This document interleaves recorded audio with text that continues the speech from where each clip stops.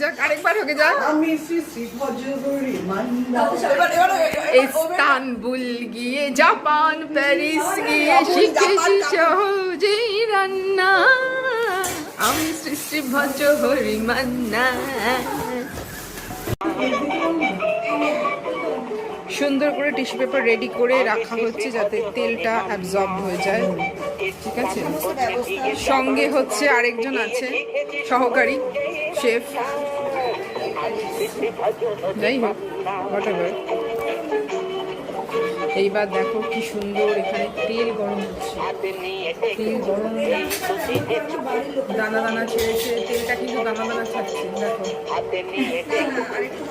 হ্যাঁ গরম আবার দেখছে তাপ ম্যাক্সিমাম দিচ্ছি, পরে কমিয়ে দেবো।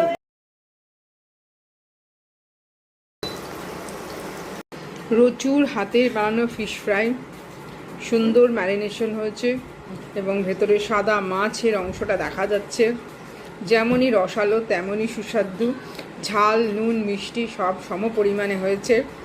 এটির খাদ্যগুণ এবং স্বাদ গুণে ভরপুর। ছন্দু, 3 cheers for the our Rochu darling and 3 cheers for me and 3 cheers for এই যে আরেকজন।